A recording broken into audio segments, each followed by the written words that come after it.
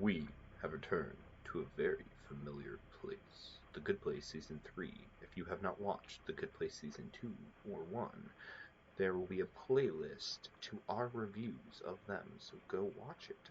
Then go listen. Because you listen, digest. No, listen, watch, digest. Watch, listen, digest. That's it. Watch, listen, digest. Our heroes are now on Earth, attempting to better themselves. Will they succeed or fall back into their bad habits? Dun dun dun dun. Yes. I understand what I'm trying to say, so you guys can interpret what English I decide to use. So, Hey, Eric, you want to know a great way to get Good Place points?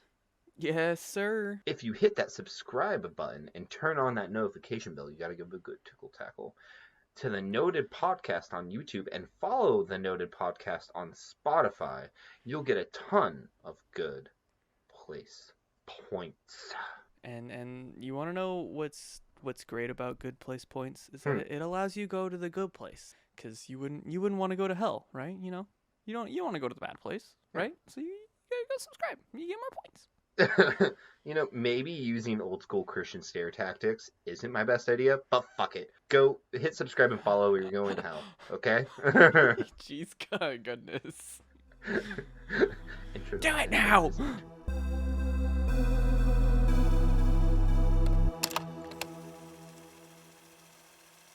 Welcome to the Noted Podcast. I am one of your hosts, Daniel. Joining me is your other host, Eric. That is I. Let's jump right into it and let's start talking about The Good Place Season 3. Episode 1. Everything is Bonzer? Boner.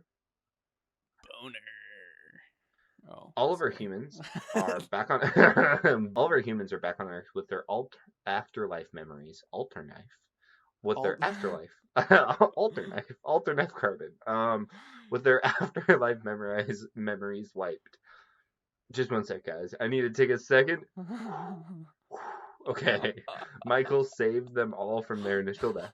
Chidi met Simone and threw away his manuscript that was a bajillion pages long, which is throwback to season 1, which they talked about that manuscript in season 1. He became confident, and then he fell back into his old habits when his friend Henry, Red Boots guy, gets hurt based off of Chidi's advice. He becomes viral. So the bench press wizard. Yep. Michael gives him a little nudge, and so he would help Eleanor. Chidi and Simone start a joint study for near-death experiences and start to date. Hani goes through her near-death experience as well. She becomes a monk and gets out of the spotlight and then writes a book about getting out of the spotlight, therefore putting her back into the spotlight. Yeah. And then after that, we get Jason, who had his near-death experience, and I love how he didn't read the poster that Michael put right by his... the college, community college. To become a good person, and then he sees the dance poster and tries to win a dance competition, but keeps failing, so he goes back to crime. Which I love the scene where he's like getting arrested, and he's like, "Kay, will you marry me? He's like, "Do you think my name is Kay?" Yeah. I love that part. He's like, "If you marry me, then you can't arrest me, and you can split all the shit I stole." And he's like, he just admitted to stealing shit. Yeah, we got him. So Michael gives Jason a little nudge to him to go to Australia for the study, and now we have all 4 of our humans doing the study now. What are your thoughts? I thought it was solid, dude. I thought it was a smart way to bring everyone back together, because technically Michael and Janet are not supposed to be meddling with the humans, but they are. And so Michael's meddling a fuck ton. Yeah, and so it's just funny to try and watch him play like puppeteer and all that stuff. I think it's a good setup. It's because that is Michael in a nutshell. Michael's a puppeteer. Oh yeah, especially in this season. So then we move to episode 2, the Brainy Bunch. We then meet Trevor the Demon, throwback again to season 1. This show does so many tie-ins, and now that we're getting farther and further, I can start pointing them out more. Yeah, There's so much that they it's tie back in. it's good. It's solid. But he joins the Brainy Bunch, and his whole goal is to be overeager and separate the group. So Janet comes down to Earth to stop him because they've all seen Michael, so he can't. So then, while at lunch, Trevor plants the idea in Chidi's head that Chidi being friends with the subjects for the study is going to create issues. Chidi does Chidi things and starts freaking out about it, and Yeah. even says that Eleanor tries to calm down and be like, Eleanor, you're my confidant. In this, you are my confidant. This cannot be happening. And she's like, well, geez, man, I thought, before everyone joined, you and I were kind of becoming friends. He's like, oh, you're right. And she's like, I'm done. And she leaves. Yeah. And after talking with Simone, Chidi goes after her, brings her back to the group, and they become friends. Because they're all friends. They didn't become friends, they were friends. Yeah. Janet, Michael, and Trevor go back to the afterlife because the judge catches them, and Trevor just gets yeeted Oh, immediately. I loved that so much. How she just like barely hits him and he just flies into oblivion. Oh yeah, and uh, when when they go to escape the bridge and all of the things that she tried to summon on Earth start to mm-hmm. pop back. I love the fact that she tried to summon a tank. Like there was a tank there Yeah, at the very end. Like why why would she need a tank? yeah, she literally, because she couldn't summon all those, it's like a printer with a printer queue, Yeah. and and because of that printer queue that happened, all of her stuff starts summoning, and that's what allows them to escape from the judge, because the judge is now having to throw like a gigantic stack of shit that Yeah. is summoned all on top of itself. It's so funny, dude. And It's then so they run good. away back to Earth. And as they're running, the doorman, who now likes Michael, because while Michael was making his several All trips, yeah, all the frog gifts. yeah, he got him a frog, a coffee cup with a frog sticker. He's like, Yeah. "Go, frog man, I'm rooting for you." And he throws the Yeah. key. And when they go through the door, the judge just looks at him. Really? He's like, "I tried." She's like, "Yeah, you really tried," and then Yeah. walks Oh, away. oh, look, they escaped. They just went right through the door. Oh, really?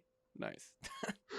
And I love how when the judge is like telling uh, Michael and Janet what they did wrong, one of the things they say is, Oh, yeah, like and all the the effects, yeah, that are yeah, like happening because of them. all the effects that they're causing, and he's like, the Jags are good now.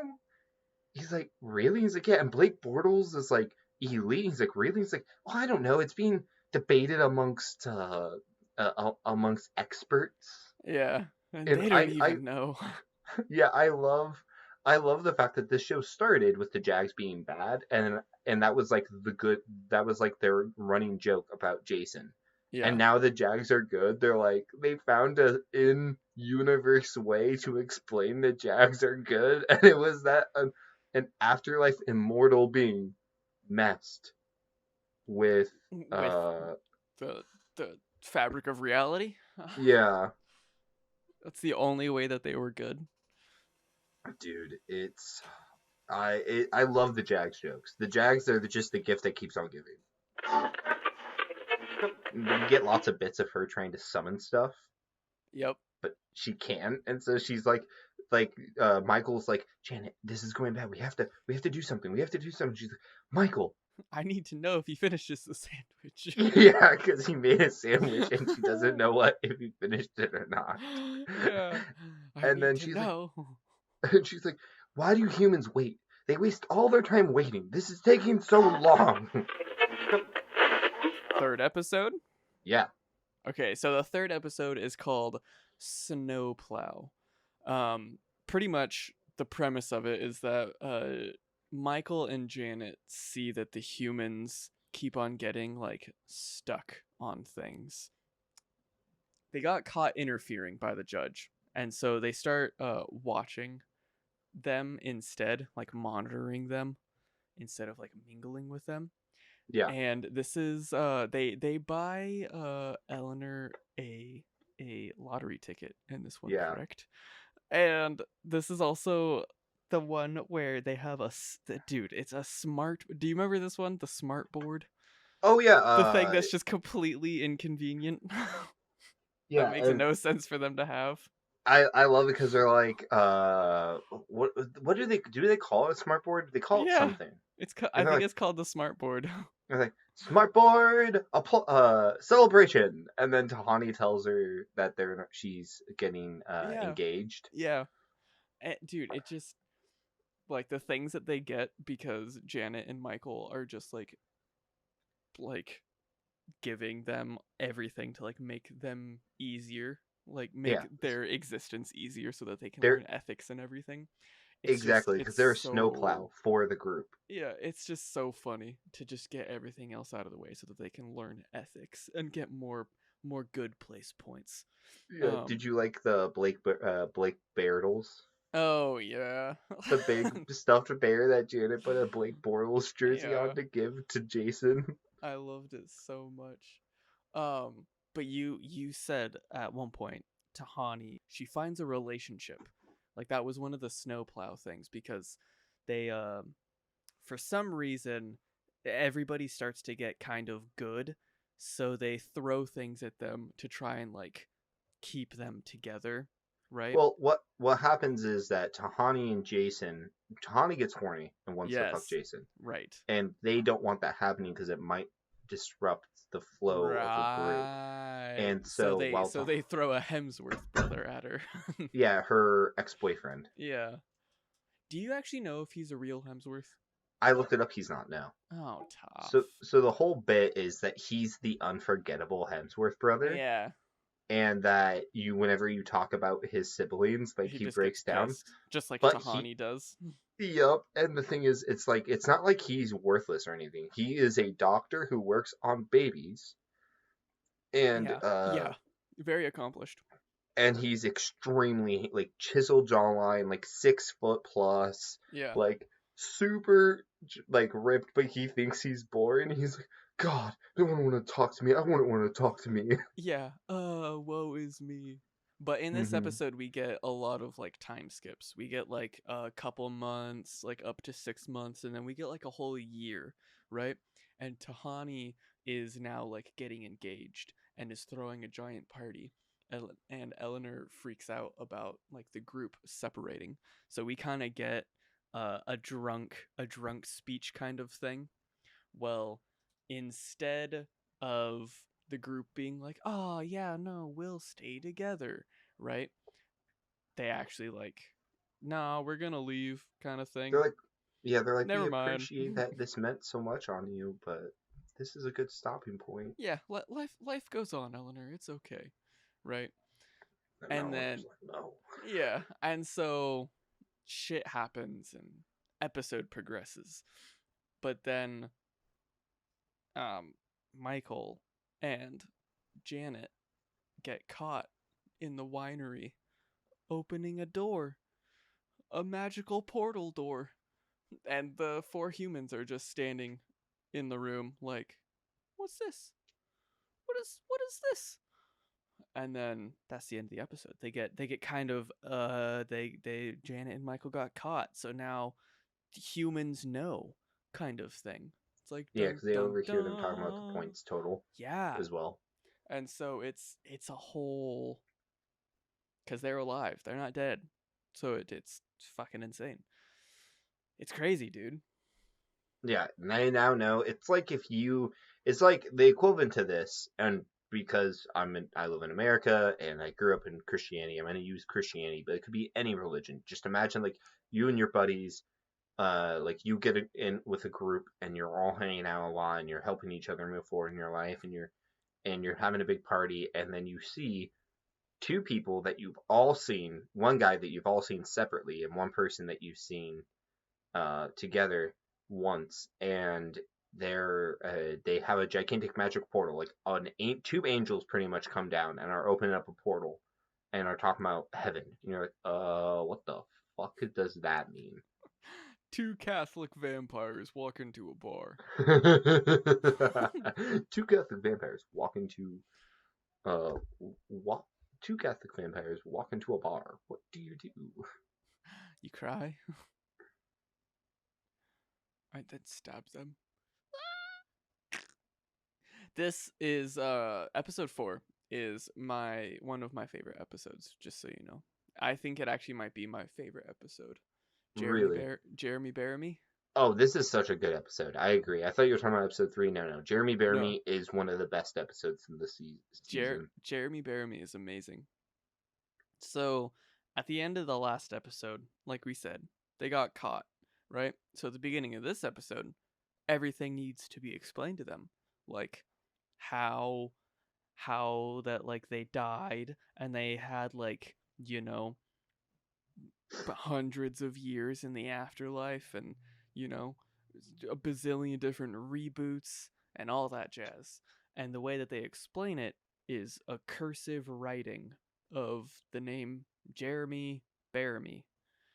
And it's just beautiful. It's like the most like Doctor Who-esque thing, like timey-wimey kind of thing.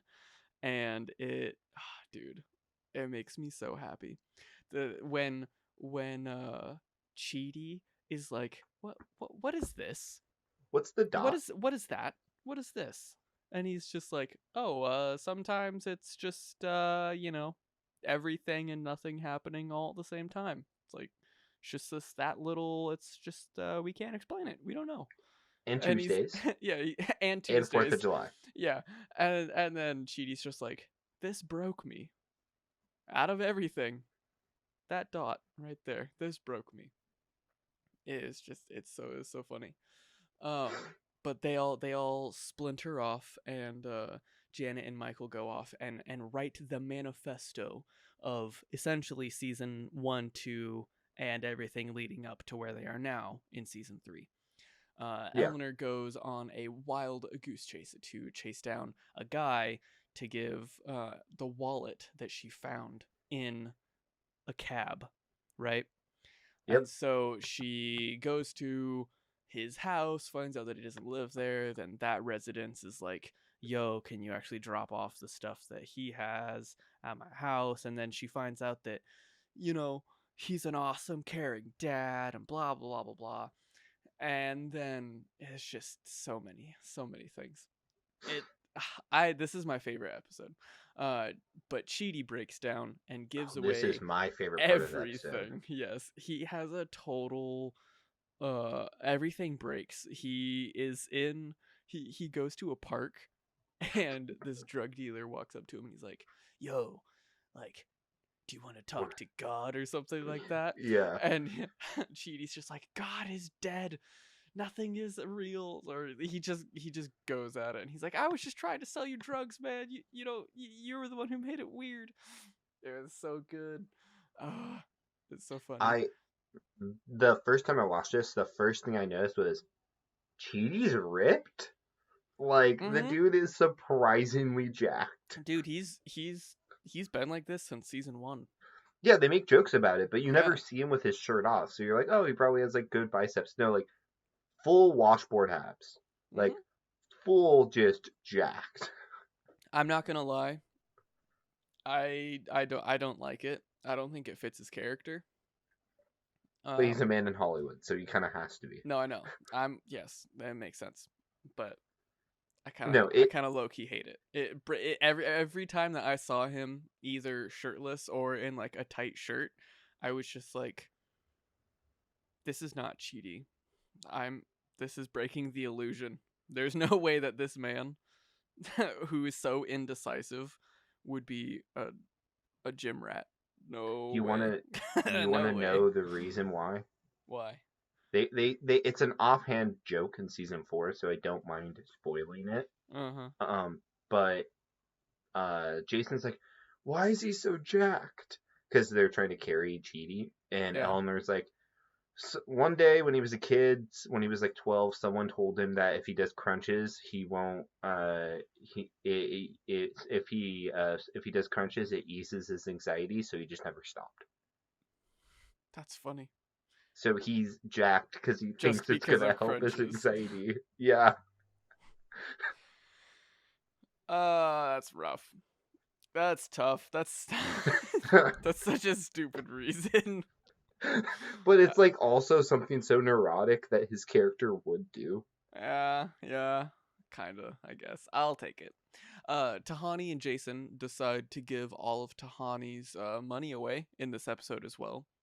Um, she tries to give all of her money to Jason, but her bank won't allow it. So instead, they just go and get married. And so now Jason has half of all of her money, which makes Janet jealous as well. All four humans meet Michael and Janet. Did I say Janice? Anyways, You might uh, have, I just didn't catch it. I think I said Janet. All I think it is, yeah. all four humans meet Michael and Janet back at the college where um Chidi's I think now fired. Chidi has been fired and they're still just going back there hanging out, which doesn't make sense. Um and decides to make the Soul Squad. Um and try to make like other things good for other people in their life because like now that they know how the system works, they can't get any more points. So they just want to benefit other people. Which Yeah. leads us into the next episode. Yeah, the Ballad of Donkey Doug. Ducky Dog. So Donkey Doug is someone that Jason has told a lot of stories about throughout the season. Yeah. Throughout the show, sorry, season 1, season 2. Yeah. Whole thing. And they go back to Florida and we figure out Donkey Doug is Jason's dad. You can call me Donkey Dad. Okay, Donkey Dad. Nah, call me Donkey Doug. Yeah, that's whack. Call me Donkey Doug. And so when they open up the door to Donkey Doug's place, he's like, Jason! He's like, Donkey Doug! Jason! Donkey Doug! And they hug. And then he has like a bong in his hand. And he looks at Michael and he's like, oh, you look like a cop. And he hands Jason the bong. And the funniest part about that bit is that Jason, being the dumbass he is, hides the bong. He knows Michael's not a cop, but he hides the bong. He's just like, you have to tell me, and anything that you do before you tell me doesn't count. He's like, that's not how that works, but no, I'm not a cop. So funny. So and then he also hits on Tahani at that point. Oh, yep. And he's I got a jacuzzi in the back. Yeah, it's like, again, I'm his wife. Shit, you must really like him. That line has never not worked. Yeah. Welcome to the family. Yeah, it's so funny. And then Pillboy they go into the house and Pillboy walks in. He's like, Pillboy sees Jason. He's like, Jason, Pillboy, Donkey Dog, Pillboy. The fact that we get a backstory to how Pillboy gets his nickname. Yeah, he's just a pillboy. He's literally a pillboy at a retirement film. Yeah, at a whole old people's home. Yeah. And the best part about when they all meet is then it's just Michael and Tahani. This makes so much sense. Yeah. Hello, sharks, and welcome. Do you want to smell good and be energized? And then, so Donkey Doug and Pillboy pitch the group their new invention, which is because they're trying to make Donkey Doug go back to electrician school because he almost got his license. Yeah. Because they can't just give him money or he's gonna blow it all. He needs to feel like he's earned it. And instead, he's like, no. But listen to my next get rich quick scheme. And they try to make a Axe body spray with cologne that's also. I think it's called. Isn't it called Double Trouble? It's Double Trouble, yes. Yeah. What's also an energy drink. Yeah. And he's like, I don't. He's like, yeah. All we have to do. He's like, well, at least we're not robbing a bank. You know, entrepreneurship is good. Tawny says, and then Doug's like, yeah, not a bank, a factory. He's like, what? He's like, yeah, we have to rob a energy drink factory and a cologne factory. He's like, oh wait, what about the bottles? Oh, and a bottle factory. Cuts to all three, Jason, Tahani, and Michael, out in the patio. And Jason's just like, yeah, I can understand 2 robberies, but 3? Donkey Doug's getting crazy. Yeah. He's like, 1 factory, 2. 3 I get that. 3. That's unreasonable.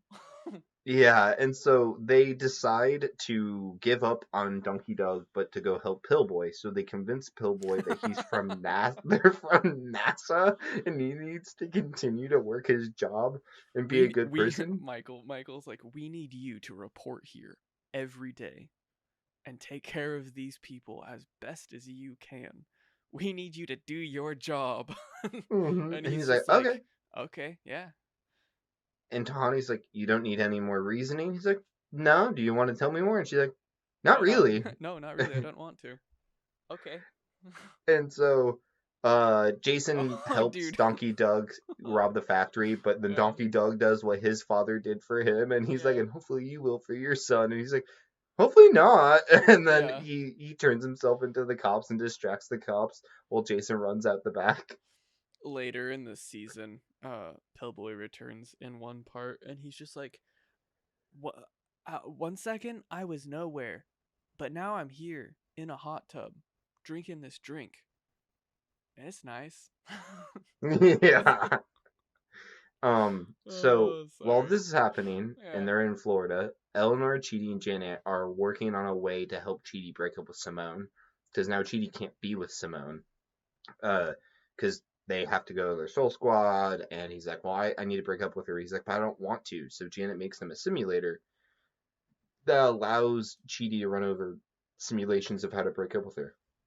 And after many bad attempts, one of them works, so he tries to replicate it, and it all goes terribly. And he's like, "I'm breaking up with you. You're dumped. You're dumped." And she's like, You dumped. "Okay." And Simone just leaves because she has self respect and isn't gonna take that. That was one of my favorite skits in this season, was Oh him yeah, going through the simulator. I love when And then Eleanor yeah. pretends to be Yeah. Simone, Yeah. I loved it. and That then and then the first time that Eleanor puts on the thing, and she mm, starts to like, she like holds Simone's hand, and then she like starts to lean in for a kiss. and then she just like rips out her ears, and it's just like, it's always a sex thing. yeah, because like Chidi's like, yeah, well, could you? She's like, what? You want me to break up with her for you? Like we're in sixth grade. And he's like, actually, yeah. And so she puts on the simulator, and Simone and Eleanor start having a moment, and she's like, nope, nope, nope. Yeah, it's so good. um, and so Chidi goes to her and tells her he can't be with her, but he can't tell her why, and they actually break up in a more better way. Mm-hmm. Eleanor fi- and then Eleanor figures out her mom wasn't really dead Bum by an bum off, bum. and that Sorry. leads us into our second episode. No, it is Bum Bum Bum. Second episode. Sixth Sorry, sixth episode. episode. Yeah, Hey, the next episode. hey, and guess what? If you've made it this far, this is like 20 minutes or like 25 minutes into the video, you should like it and comment something. Okay, continue. Bam! Hit that notification bell. Bam! And hit that like button. Bam! And hit that comment. Bam! Okay. Fraction That was a Inheritance, episode 6. three-pump one. Bam, bam, Bam. bam. Eleanor and Michael head to Nevada. Nevada, sorry, I hate myself for saying that. Okay, buddy. Yeah, I Are hated you myself saying good? that. Don't worry, Where I did don't you actually. grow up? It's Nevada, and anyone that says Nevada needs to die. I think Um, the only people who say Nevada are people from Nevada because no, they not think even they're people from different. Nevada say Nevada. No, they're different. Dude, it's like the old people who say Washington. I'm like, I'm gonna punch you in your Ah, throat. I'm gonna punch you yeah, in your throat. Where do you see that yeah. R? There Uh-huh. is no R. My aunt says that. I'm sorry, She you're says she's gonna go wash her clothes and she's gonna go work. She doesn't say work, she says walk. But you get it. yeah. I apologize to Eric's No, I think it's hilarious. aunt and Eric's family, but your aunt needs to be punched in the throat. Um, Too far. so Eleanor's mom, who's going to have over the fake name, Nevada. yes, in Nevada, um, goes under the fake name Diana Tremaine, which is Eleanor's fake identity that she stole from Eleanor, and she's with It's her classic. boyfriend Dave, who's an architect who bonds with Michael Michael. because they're architects. Yeah. Oh, And you didn't put any bathrooms. Oh, I completely forgot. You know, I totally pinch those. I drop them. I drop them off. Eleanor, I'll be in the car, and then he just runs away. Yeah. So Eleanor gets really jealous because she sees Diana being a good mom to Dave's daughter, and it's the mom she never got, and so Yep. Jelly. she Sorry. goes off and figures out her mom's actually still has a backup plan that she's been saving and stealing money, Mhm. and she's like, "No, you actually like it here. You need to put that money into something good for like a college fund to help your daughter." Yeah. She's like, "Okay."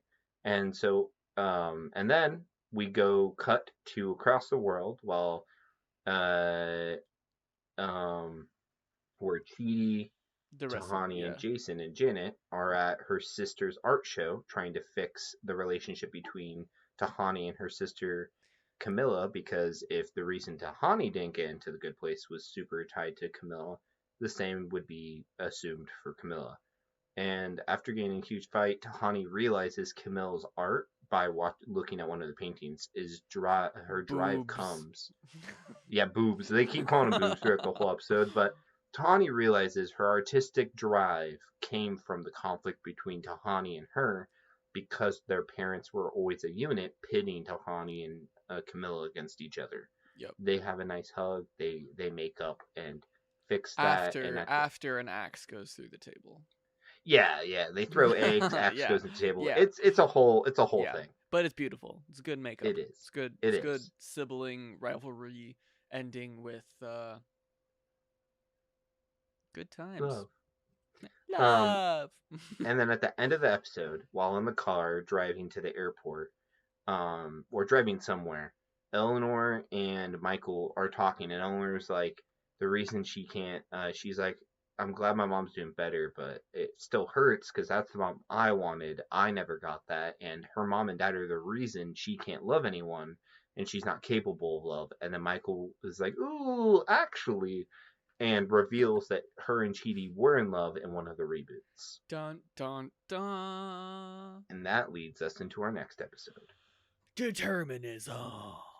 The Blah, blah, blah. worst use of free will. So at the end of the last one, Michael tells Eleanor that her and Chidi fell in love, and so they go to a public library and they watch a bunch of memories. This is when we get to see Eleanor look like an absolute crackhead as well, when she gets shown the first afterlife memory and then she's like completely bald. Mm-hmm.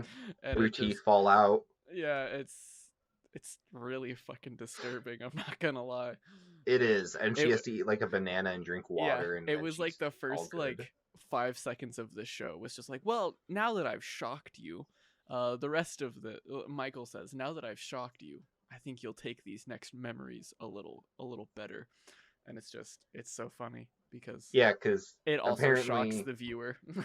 yeah, honestly, because apparently the afterlife memories, remembering them affects you negatively while you're on Earth. Yeah, and physically, which is the weird part. Like her scalp was steaming. Yeah, her hair was all singed, Yeah. pretty much gone. And then Eleanor makes a joke. Hey Michael, did I pull off Yeah, being did bald? I I pull always off felt being like bald? Yeah. she's like I always felt like I could, and Michael's like, stop deflecting, and also stop trying to sexualize yourself. And because I'm a demon, I can't tell you I'm not attracted to you, but you Yeah. did not pull it off. Yeah. Yeah. I think one of my favorite lines in this show as well is I think it's the very last episode. Eleanor's talking to Chidi, and we'll get to why they're talking about this, but she's just like yeah, I'll just be the architect and you'll like totally want to bang me cuz I'm a total snack. And I was just like, nice. That's good confidence right there. Yep. And he's like, stop deflecting by trying to sexualize yourself. She's like, it's not a deflection. I'm a snack. Yeah, I'm a literal snack. I love her confidence, dude. Mhm. I mean, she's not wrong though. Oh, she is a snack. She's an absolute snack. Eleanor deflects her feelings and states that she didn't actually fall in love, that Michael manipulated them into love because he was torturing them and making them feel and express emotions that technically weren't authentic, right? Hmm. They were being shaped by the puppeteer. Mwahahaha. So she chalks it up to determinism, which is the idea that everything is predetermined from an external force and that they have total control of your life and you have no control of any actions. Bum, bum, bum. But after many different locations closing due to um, porn having to be filmed, like in the At, library, and what at was the the other diner. place at the diner? Yeah, every time they like got there and it was almost gonna be closed, they were like, "Yeah, you won't want to be here after we lock the doors. They film porn back here." It's just like, wait a minute, what? What's going Yeah, on? like who admits to Yeah, that? that's a little funky.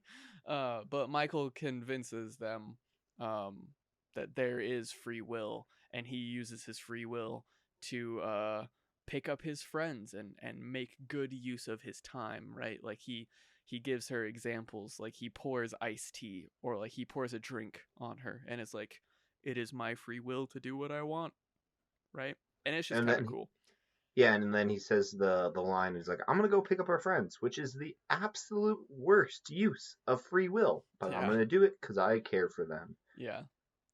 And Eleanor reveals that she is scared of falling in love and blames Michael for it.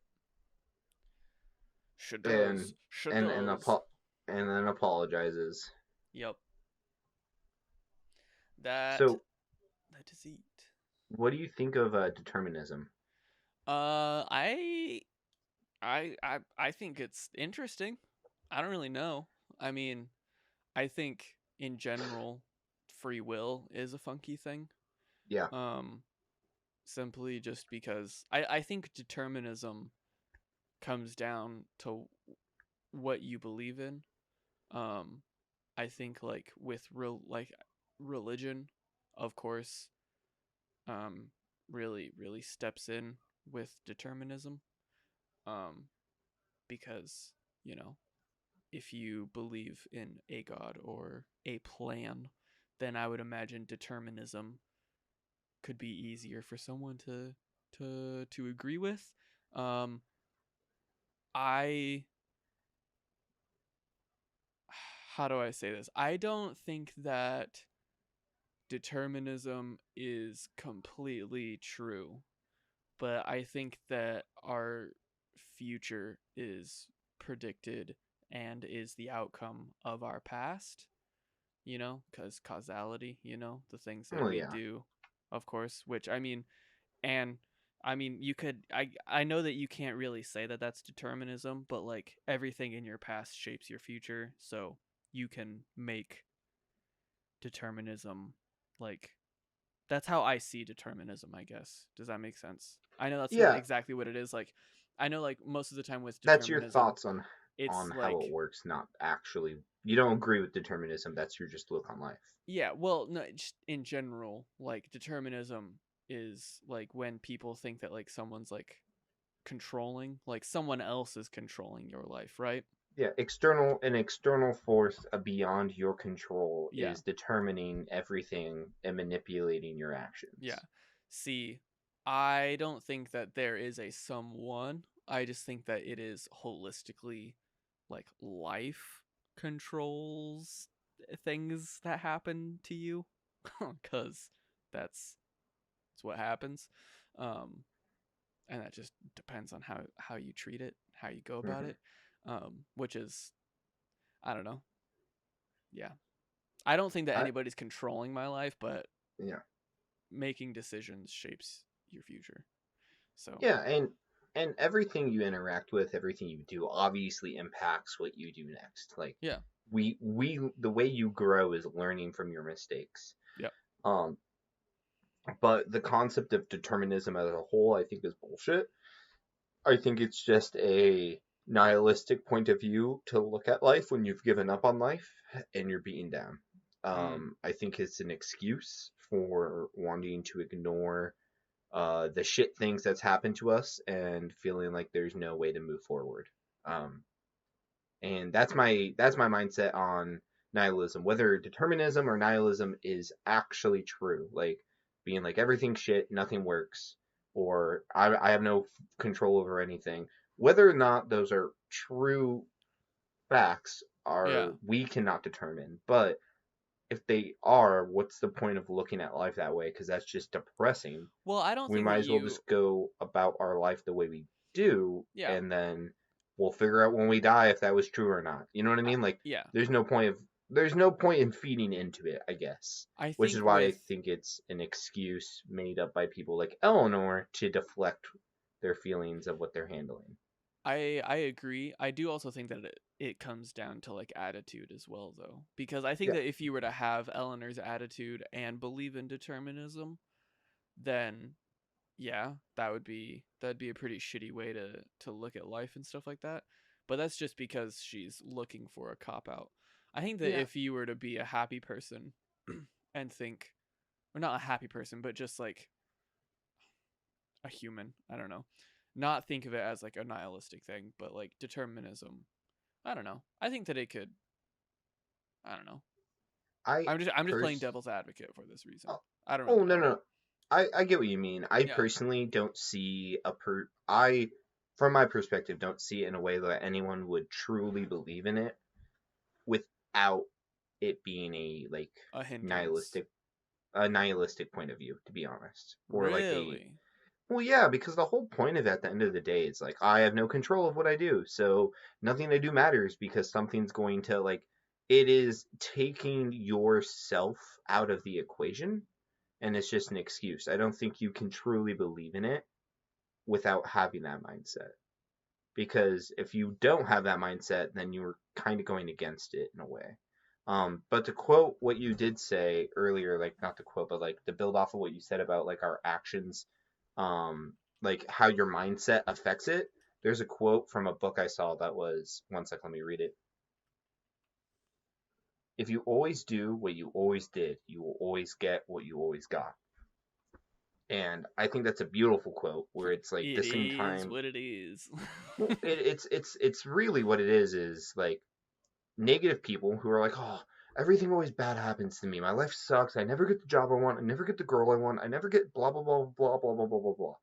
It's like, look, some of those stuff were out of your control, but also when you're always looking at life negatively, when you're always looking at it going to go bad, it's gonna go bad. Like there's some things where you can't control. Being a good person and looking at things positively doesn't mean everything's always going to be positive. But if you're always looking for the worst in things, you're always going to find the worst in things. So if you always go about life the way you always have, you're going to get the same results. mm. And And so this links with determinism because not really, it was just more something I remembered because you mentioned mindset, And I think that's gotcha. mindset is how we is a big important part of life. Yeah. Which is why I think someone would actually like back to determinism if they had that negative mindset. A reason why someone might believe in determinism Yeah. is because they've been so beaten down that they're like, well, nothing. I have no control over anything. You know what I mean? I won't lie. Just because I like to think of this, I feel like I don't know. I think that determinism. I think that you could be a happy person with it. I think that it would still be like because like imagine if you just believed like it was all like set in stone, right? And you just thought that there was a script, right? There would Then you're be just well there would be some unearned confidence there, right? you Like might be behind carefree to a point, yeah. yeah, and there might be some like some unearned confidence and some unplaced like like I don't know. I think that there could be like beneficial like traits, I guess, that could make a good person Yeah, from I guess determinism, you don't but have to be nihilistic to believe no. in determinism to that degree. I I agree think with that you. I think that it would be really easy to fall into that just because determinism is really kind of it is honestly it's kind of sad. It's almost determinism. this might ruffle feathers, but it's almost kind of like victim-ish, right? Oh Like, yeah, because you're kind of playing like the victim of the situation, and I think that like if you believe that nothing you did really mattered because it's just gonna be the way it is, yeah, then you could be carefree because you're like, it doesn't matter, it's gonna happen either way. You know what I mean? yeah. But in that Whatever way, you're whatever will also, happen's gonna happen. I That's think it kind builds of apathy. determinism. That's what it builds. You become apathetic from it. If you truly believe in determinism, I think you become apathetic, and that can come with a lot of self like carefreeness, but it can also come with a lot of negative parts. What is apathy again? Apathy is the lack of care, like the lack of interest. I can look it up exactly, but per example, if you're like, "Hey, dude, let's go let's get these games and let's play all night, or let's go out and do a road trip," you're like, "Okay, mm-hmm, sure, okay," and you're just kind of monotone. You're neutral. You apathetic. A state of mind in which one is not disturbed by the passions. Yeah, displaying, having, or showing no little or no interest, concern, or emotion is apathetic. You learn more every day, Daniel. Bam! You've learned 2 words today. 2. Yeah, What's the other one, Daniel? I can't. It sounds like mayonnaise.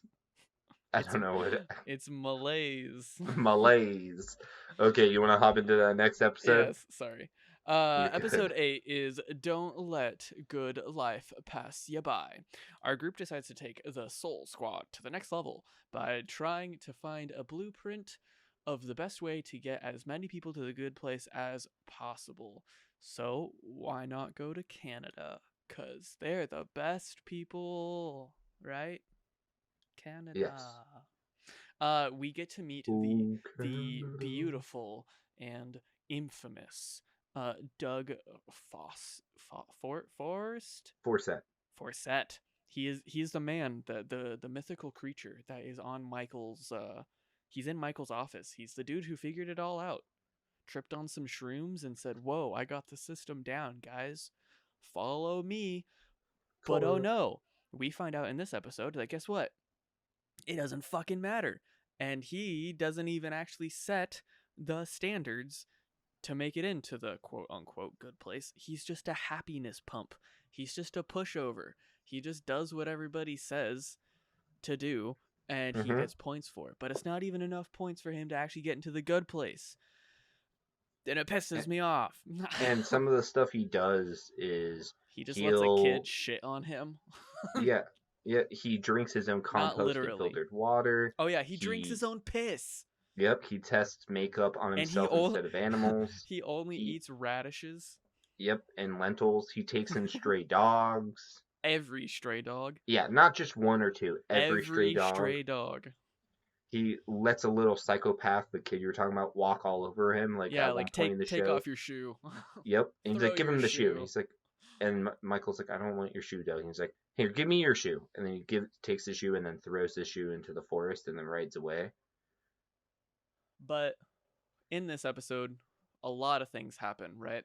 But we get this really, really cool scene because the demons have built a portal. They've built their own back door into the world, into the earth. And so, you know, what else happens when demons build a transporter door? Janet's fight. Janet's fight, Daniel. We get the cool Janet fight with We get Janet. we get the best Janet fight. Dude, Janet Honestly, knows. like when She knows Eleanor, everything. It makes dude, sense that she would know, like, yeah, martial arts and shit. when Eleanor was kind of like, dude, Janet's kind of hot right now, right? And she's just like, Yeah. is everything sex for you? Does everything turn you on? And she's just kind of like, yeah, yeah, kind of. Yeah. It's so good. And while doing this, like throughout this whole episode, she Eleanor is kind of like, oh, do I tell Chidi I love him? Do I not? Like she's like fighting with herself like this whole episode. Well, during the fight, she tells him and professes love for him, and it it it didn't really work out. Sort of, kinda, it did, but not in that moment because they all had to jump in to Janet. Like Janet has her own little void, right? Her own little space, and so she like sucks all of them up inside of her mind space, and then we Yep. get the next episode. Yep. And the next episode is episode 9, Janet's. We start the episode inside Janet's void. This is the first time we get to see Janet's void. We see her go into the void a lot, but we never actually see it. Yes. And all the humans are now Janet's inside their void because they can't really. They're not Janet's. They can't be in her void. And Yeah. Michael, being like an afterlife being, is still himself. And so Janet and Michael go out of the void because right outside the Janet's void is a backdoor to the accounting. So they meet the accountants, who are the ones that do everything for the point system, and they're the ones that calculate the point system. And so Janet and Michael are trying to figure out what's going on because during the fight, what's his name? Sean, the bad place guy, was pretty confident that even Doug Forsett was going to the bad place. And so while inside, Michael and Janet talk to the head accountant, and they figure out Doug Forsett isn't even going to make it to the good place. Yeah, I He's spoiled positive. that. Sorry, everybody. Oh, it's all good. Sorry, guys. Positive. He's positive in points, but not close enough. Yeah. They Which is go. fucking crazy. It's so disturbing. It's so crazy that even when you literally do everything, when you bow to snails, yeah, to fucking snails, dude. He donates like the rest of his year, we'll just say, to a snail organization because he stepped on a snail. Yeah, he starts walking to the Mollusk Association in Canada. He walks there to give them money. Yeah. It was really, dude. It was, sorry. Go ahead. Sorry. You're good. You're good. You're good.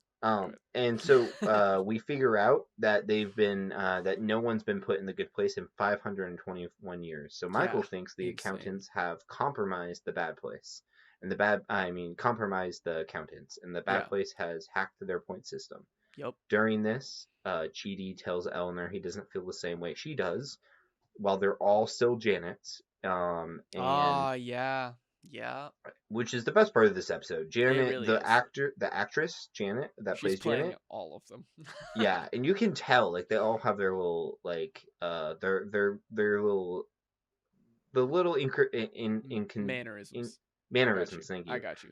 That makes them each other. Yeah. She nails it, and the actress is just putting on a masterclass of acting, honestly, being everyone. Like the very beginning of the episode when they all appear as Janet's, wearing the same clothes. Yeah, Michael's like, "Oh, how are we gonna tell them apart?"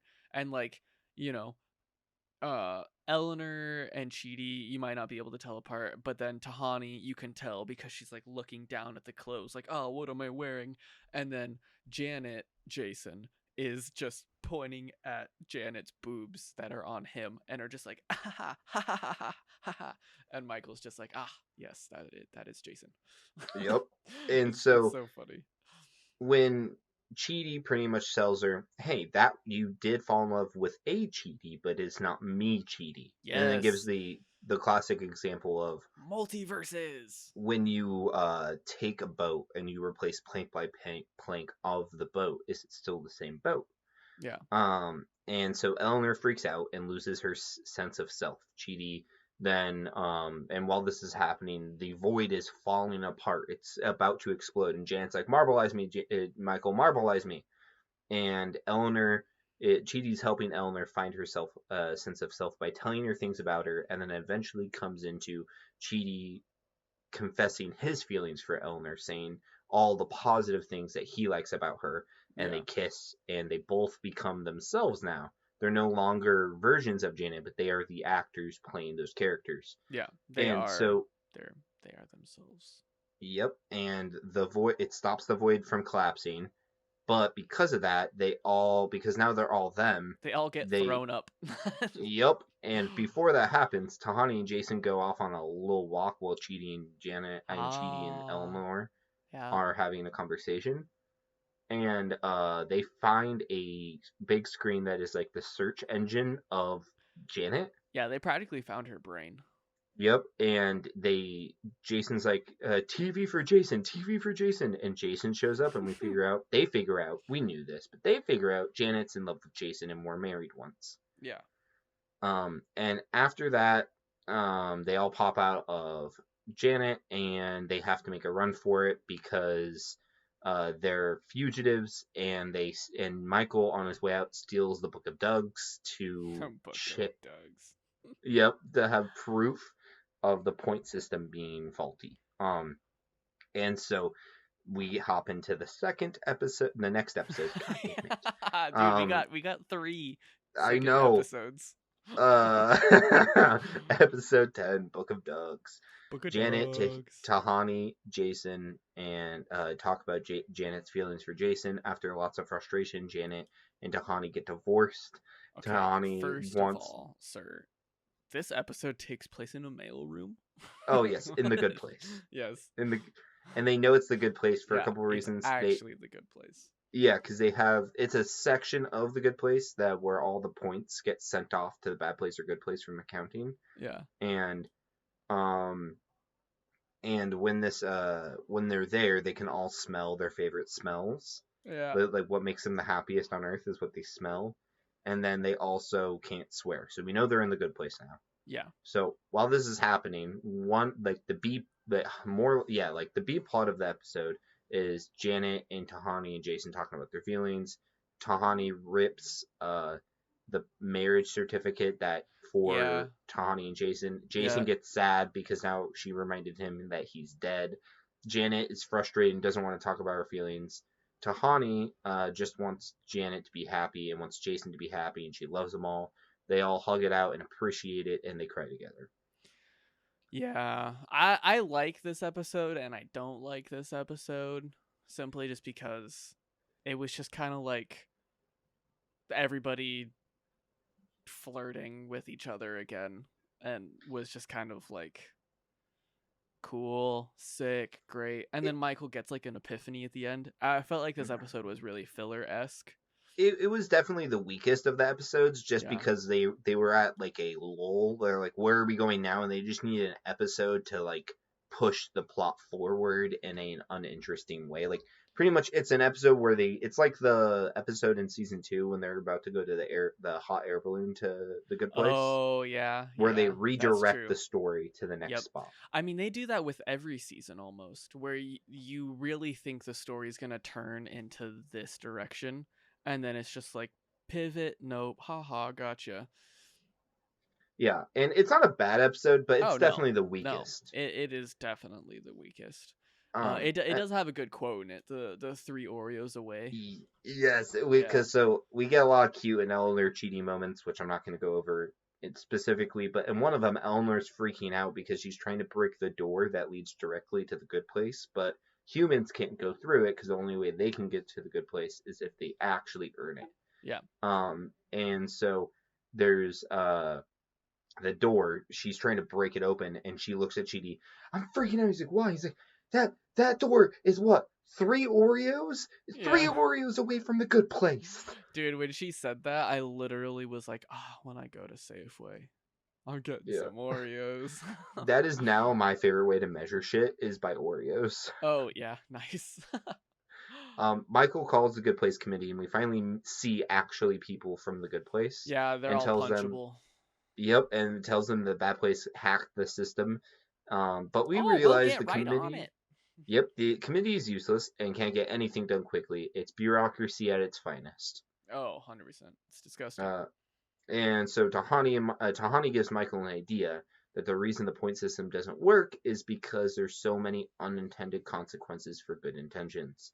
The bad place isn't tampering because they don't need to. Being a good person is so complicated and even harder to do it in the current point with the current point system. Michael calls the judge and turns them in to plead their case about the point system not working anymore. Yeah. And where they do this, they have a meetup. They meet up at IHOP, the interdimensional hole of pancakes. It's a place where the judge doesn't have all of her powers. Her powers are slightly limited. It's this crazy 10-dimensional office cube, right? Well, this Yeah. whole episode really comes down to the judge bringing in Sean and having Michael and the gang uh, have a little rival competition of to see if this process can be replicated. If four Oh, humans were to real be quick. yes, continue, You yes, skipped over my favorite part. I'm gonna say it real okay, quick. So yes, when they go meet for up it, with the judge, she's yes, like, and Michael's like, yeah. So it's so complicated that it doesn't work. He's like, so your big argument is that life's hard. oh What else yeah, you got? oh And yeah, so then yes. Jason is like, You just don't know us. yeah, he tells a long-winded story about a guy in his dance Honestly, crew. it's his like first glimpse of intelligence. It's I every time Jason speaks in like big conflict meetings, it's either like it's normal Jason or it's the most profound thing he's ever said, and Yeah, I'm so about it. And so he tells her about Big Noodle, that's the person, and yeah, then she's like, you won't understand them because you're not a human. So Judge goes down to Earth and realizes it's a really bad down there and agrees with Michael that the yeah. point system is flawed and that Earth is a mess. And that Yep. brings us to this discussion. So Continue. they get their rules of the game are to get they go back to the bad place or medium place. They use the backyard of Minnie Sinclair. And they'll get four new humans and they'll track these four humans and have them essentially in the first season of The Good Place to have one person think that they're supposed to be in the bad place but they're in the good place, and they're supposed to all group together and become better people holistically. So that is that episode. It's kind of the we get to see the blueprint of what the next season will be about. Essentially, that's what we're watching is just a writer's room for the next season, and it's beautiful. I love it. And then the next episode, episode 12, or as Daniel would like to call it, episode 2, is Pandemonium.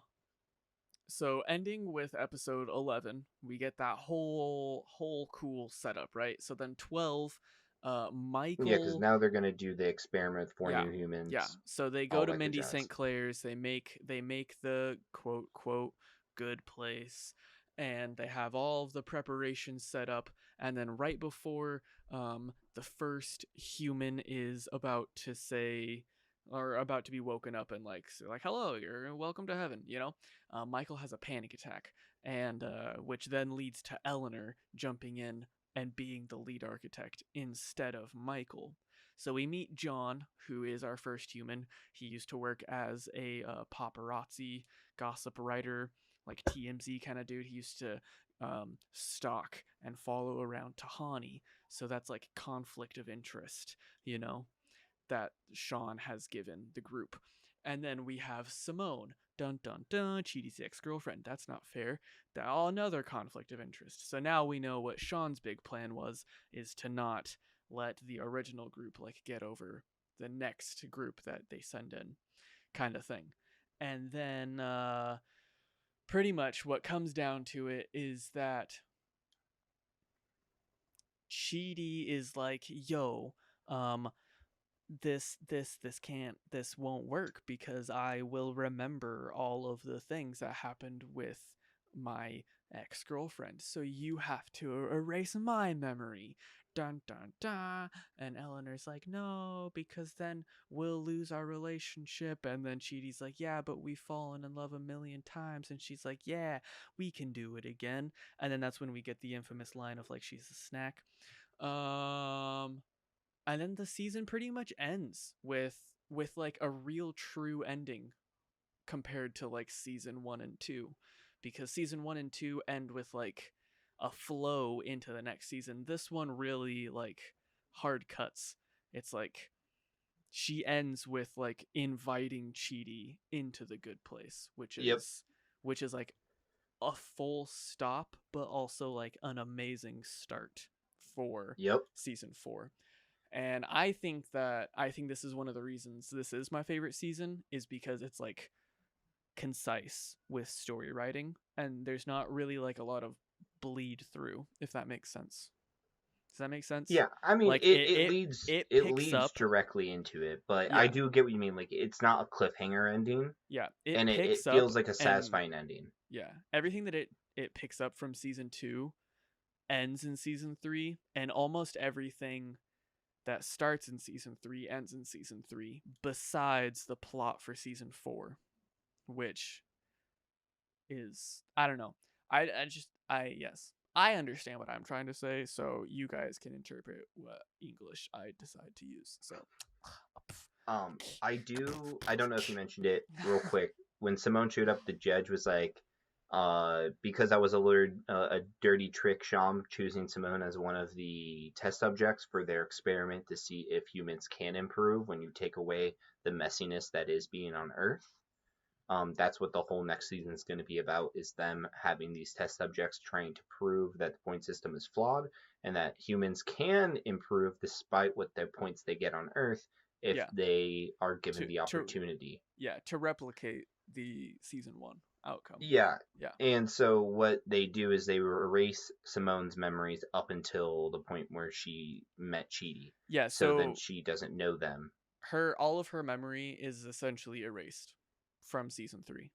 It's practically what it is. Yeah. And they do the same thing for Chidi. Yeah. All of And season 3 is gone for them. which is a heartbreak. It is and it isn't, simply just because we also know that they got reset a million times, so it's just like it doesn't matter. It doesn't. It's In the just grand scheme of things, dude, it's just another reset. it Given is. Eleanor didn't get reset, so they don't know, but I see no bad view on it, It, because it's they've it's. done it just so many times, dude. I like that they did it, but as a character point of view, it's heartbreaking because now Eleanor is watching her boyfriend not even know who she is. Yeah. And it's honestly one of my favorite aspects of will they, won't they tropes in any Mm, TV show. Because yeah. obviously Chidi and Eleanor are the will they, won't they related characters Yeah. that almost every sitcom. Um, but Has, yeah. the difference is uh, that the way they keep that relationship of will they, won't they going is they have the characters like forget their memories pretty much. They delete Yeah. their memories. Every time they get together, their memories gets wiped. Season 2, when they started to get together, memory got wiped. Season 3, they started to get together, memory got wiped. Season 1, when they got together, their memory got wiped. Yeah. So like it is a super cool aspect It's also just of a good way to rehash another love story it, and I without like it having because to add new characters. yeah, and it keeps us interested as the viewers of like, oh, but will Chidi get back together with Eleanor without it just Yeah. being basic ass, oh, you cheated on me. Oh, but I love you. It was a moment of weakness. Yeah. Oh, like Yeah, without it being like, in this show it's being jettisoned across different dimensions, yeah, being and like, yeeted off scaffolding. and you know what they're doing, Yeah. but it's done in a unique enough way to keep you invested. Oh yeah. And to also think that like they're technically not dead anymore. Does that make sense? Yeah, That's crazy.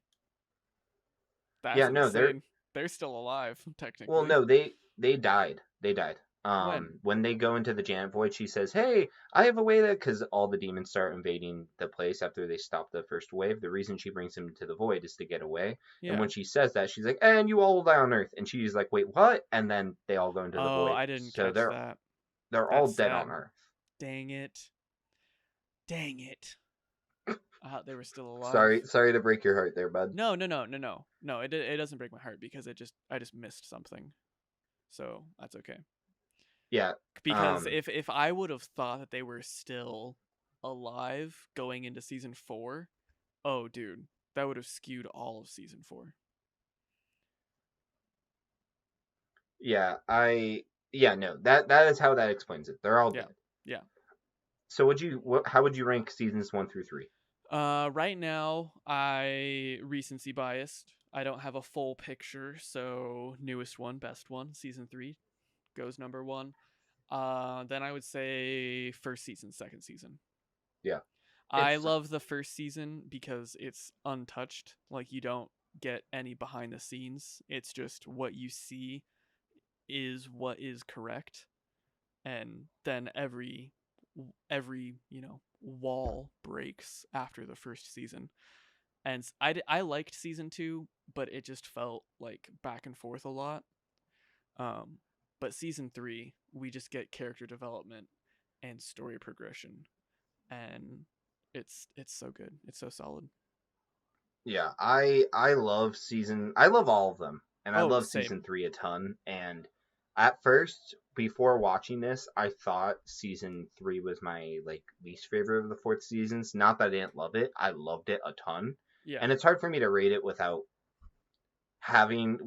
us you seeing it all. I would say it goes 1, 4, 3, 2, but it could easily go 4, 1, 3, 2, or 1, 4, 2, 3.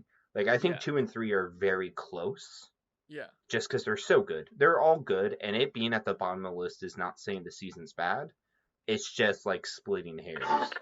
No, that makes sense. I get you. But that is the end of the Noted podcast. So if you liked it, please give us a like, please subscribe and comment, follow us on Spotify, share it with your friends. We appreciate it all. You guys are fantastic, and I hope you have a beautiful day, beautiful night, beautiful evening, wherever you're at. Enjoy the fuck out of it. Peace. Noted.